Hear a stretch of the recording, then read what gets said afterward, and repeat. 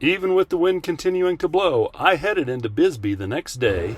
Somehow I ended up first in line here for the tour into the Queen City mine. I am really looking forward to hopping on that little train and learning about copper mining in this area.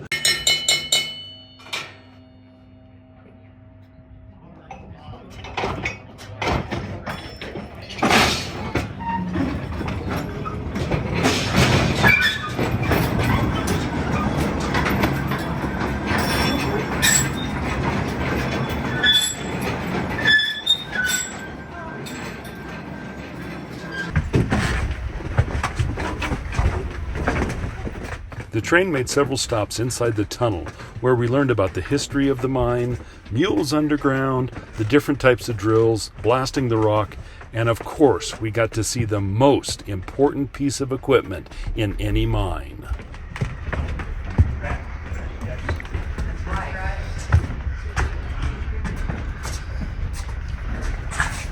Do you know who found this big copper pit?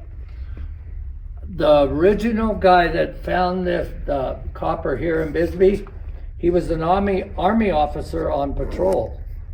And he saw a shiny silver colored rock on the side of the mountain.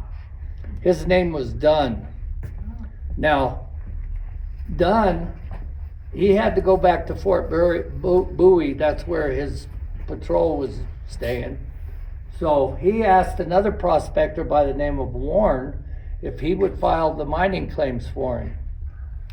So Dunn went back and then came back to Bisbee, but he found out that Warren filed the mining claims, but Dunn's name was not on the claims. So he was a coyote, you know, he was a shyster. The trammers couldn't keep up with the production, so they decided to use their mules. They already had mules in the upper part of the mountain bringing the ore over to these transfer chutes. So they brought some mules down here. A mule was trained to pull 4 of these cars. That mule, he would listen to the slack and the chains for each car hooked up to him. If he heard 4 chains, he'd get up and start moving. If he heard a 5th chain, he would sit down on his butt in the middle of the track and refuse to pull 5 cars. And he'd sit there until they disconnected that 5th car. That was the first organized union underground. Now the mules, they had their own stable down here. They lived down here. They had their own personal stall. They had a vet that checked them every day. They got fed the best food possible. If a miner was caught mistreating a mule, he was fired on the spot. A mule would be down here about 5 years. After about 4.5 to 5 years, their eyesight would start to go. Because all they were used to was candlelight or carbide lamps. So what they do, that vet would walk that mule outside, put a blindfold over him. You'd have to shoot him, and then they'd all have a big barbecue that weekend. Oh my God. No, that's all. That's all BS. They'd walk. That was me. Dad, That was me. I Children apologize. They walked that mule outside and put him in a dark barn, completely blacked out. They let a little bit of sunlight into him. After about 3 weeks to a month, his eyesight would come back to him.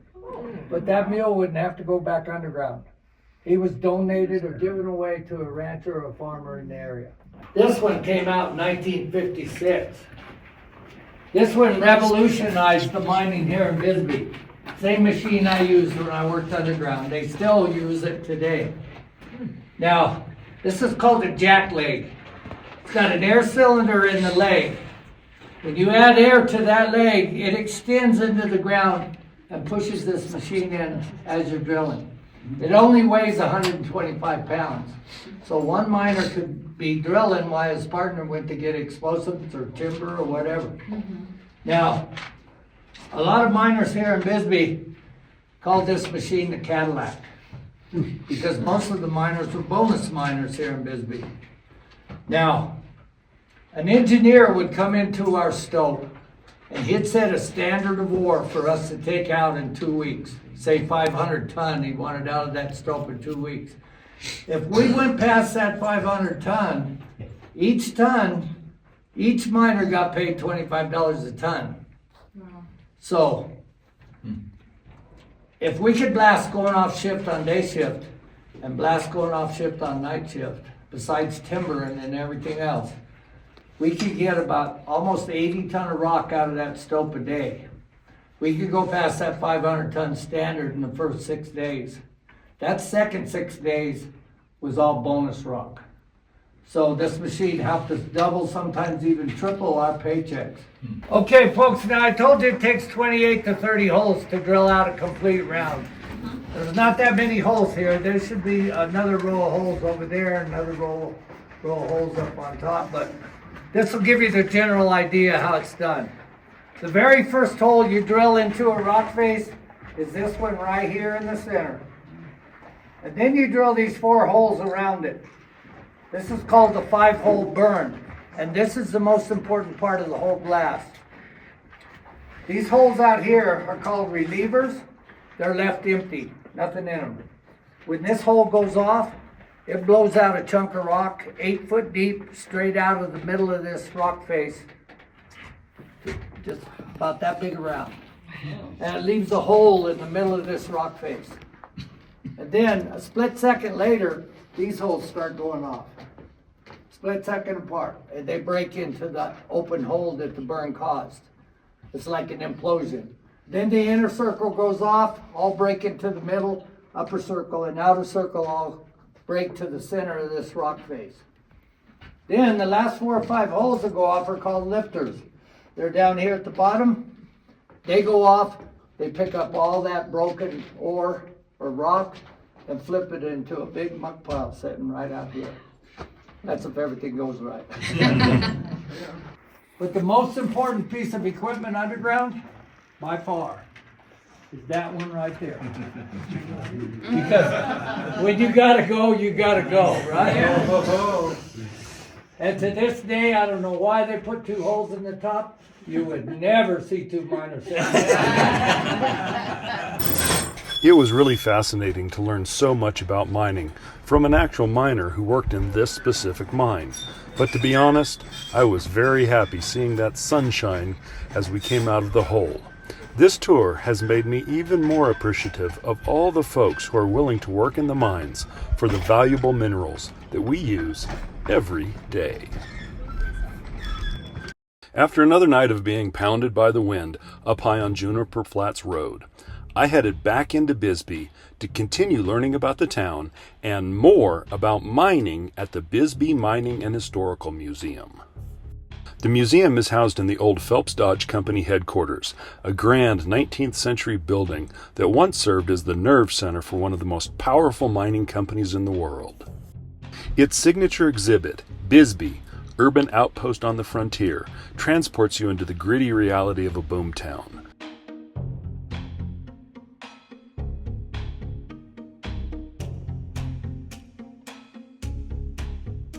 As you dive deeper into the exhibit, you're taken on a journey through immigration realities and the battle for labor rights.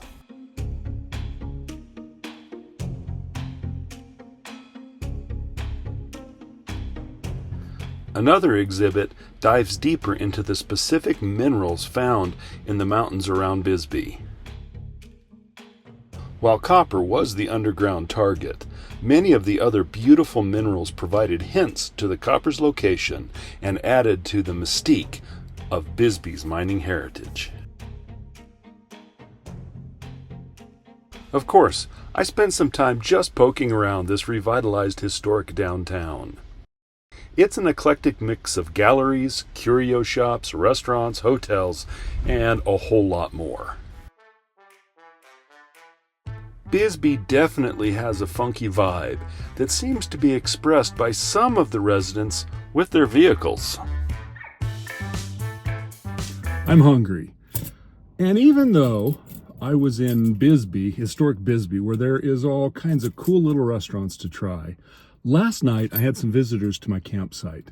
It was a couple of sisters and their children and an adorable, lovable dog who pulled into my campsite, which seemed a little bit weird, but considering it was kind of a big space, I wasn't too concerned at first. I headed over to chat with him for a little bit, and it turns out that they had lost a brother 7 years ago and brought some of his ashes up to this particular spot. It's got a fantastic view. I'm guessing they probably went up there when they were younger and partied a little bit. So got to talking with them and asked them for a recommendation for a Mexican restaurant, because I'd seen a few in historic Bisbee, and they said, a lot of places have come and gone in historic Bisbee. So, based on a local recommendation, I've come to Las Tochas restaurant. A really good sign. The parking lot is full and I'm hungry. I need a taco, so let's go give this place a try and see if it really does have good Mexican food. I've only had a few times where I've really enjoyed the Mexican food here in Arizona, and I'm hoping that this is one of those places that just makes me happy and makes me smile. All right, those are the chili rellenos I got. I only ordered one, but since they were small chilies, the cook went ahead and made 2 of them. I think I'm already liking this place. Ooh, nice and hot.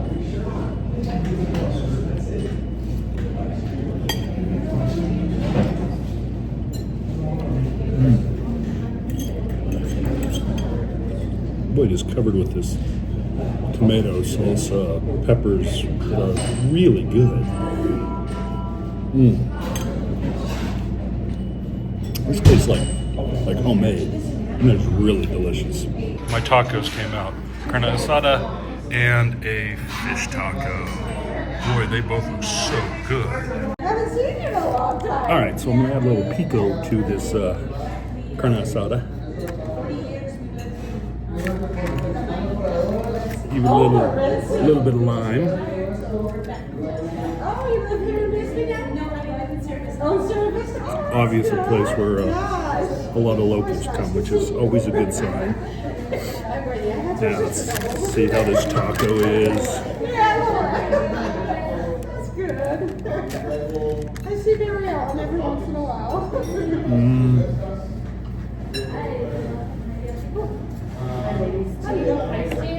Just how a taco should taste. This thing looks really good. It took a little longer than the others, because I got to make it from scratch, which I love. Look at this thing. Okay.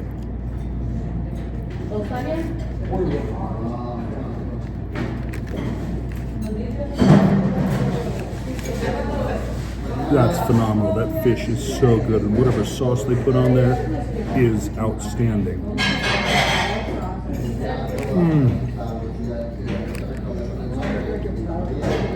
Yeah, I got steered to the right place. I'll be in touch again soon if I don't completely blow away.